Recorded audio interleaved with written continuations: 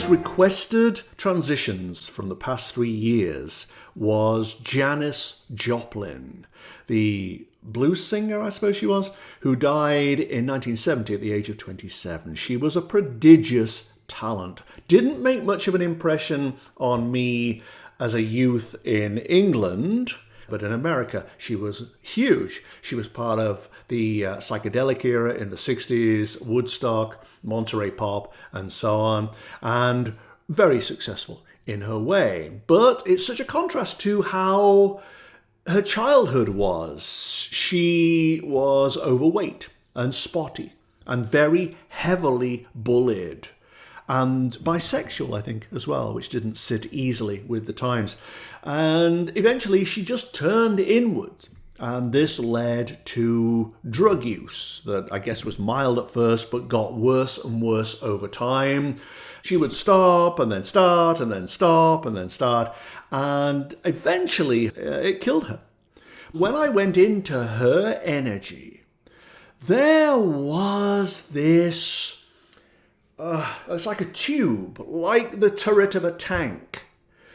And at the end of it, there was a concave bit that was like a suction cup. And Janis Joplin's head was stuck in the suction cup. As the turret, as the tube moved, it became more precarious because she was hanging over this precipitous drop by her head.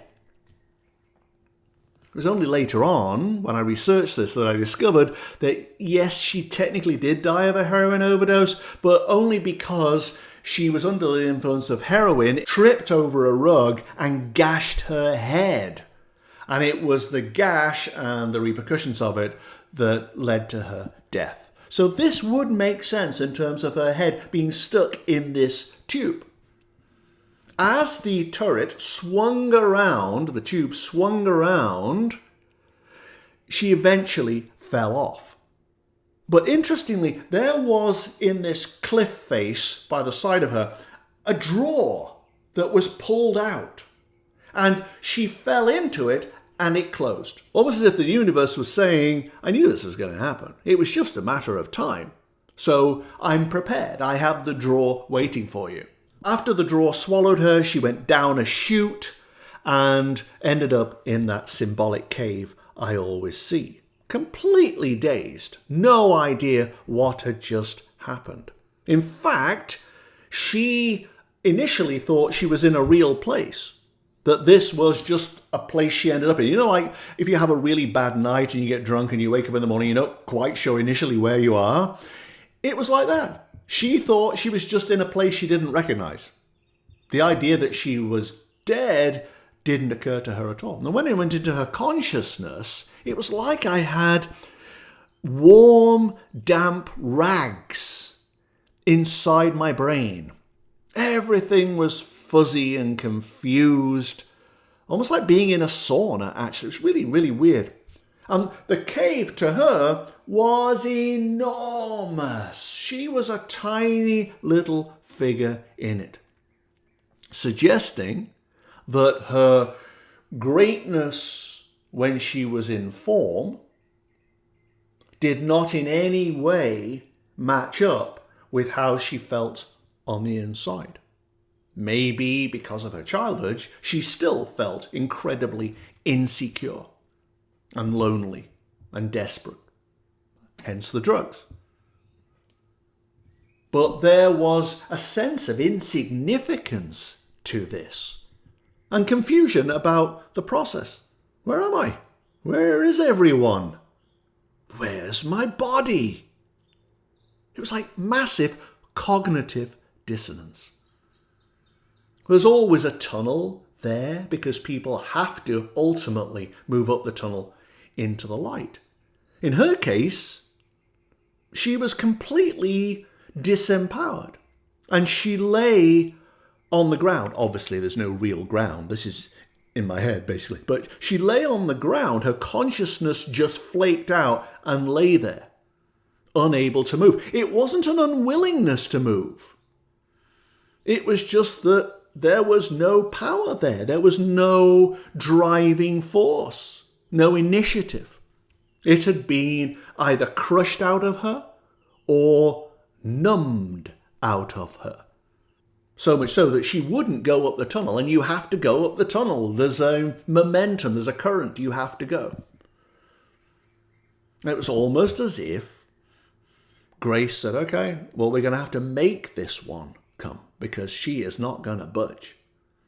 And in the pictures, there was like a lifeline attached to her, an umbilical, a rope. And it began pulling her up the tunnel, not against her will, just giving her the energy, the pull, the mojo to actually do it. The floor of this particular tunnel, and it's always different for everyone, obviously, was ridged or ribbed. There were little risers all the way up. As she went over these bumps, they had a purging effect on her consciousness. And in little spurts, she vomited. Not physically, obviously she doesn't have a body, but her consciousness was being purged of unspent emotion. Emotion that may have been in life channeled into her music. But there was a very, very deep well of this insecurity, anger, fear, sense of worthlessness or whatever that she was tapping into. And now she had passed, it had to be removed so that she could be light enough to ascend. And she went over them, vomit, vomit, vomit.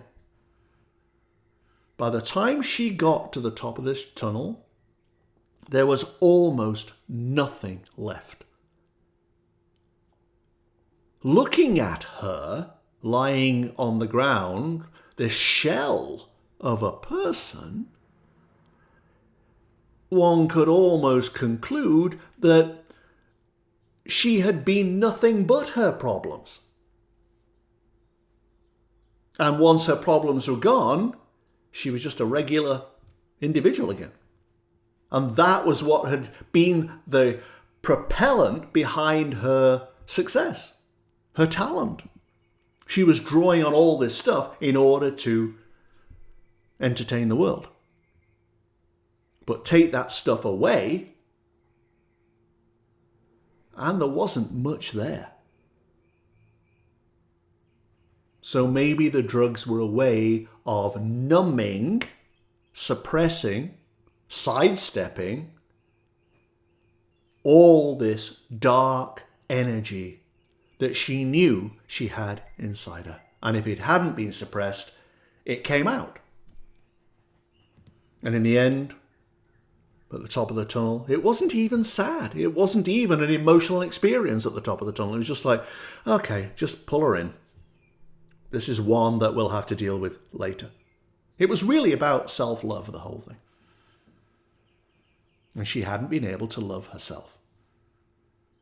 And even love from a massive audience, if you don't love yourself, will leave you as numb as the drugs do. Because validation can't come from the outside. We are self-validating or we are nothing. A pat on the back occasionally, yeah. Record sales, yeah. An audience cheering, sure. But once that stops, you are still left with yourself. And if you can't validate yourself and know your own self-worth, which you do by accepting your congruence with the divine, your authentic self being a spiritual core that's connected to everything else, if you can't do that and love yourself for who you are at your essence, then no amount of cheering or record sales or money or drugs or friends will ever make up for that. It seems to me, from looking at her pictures.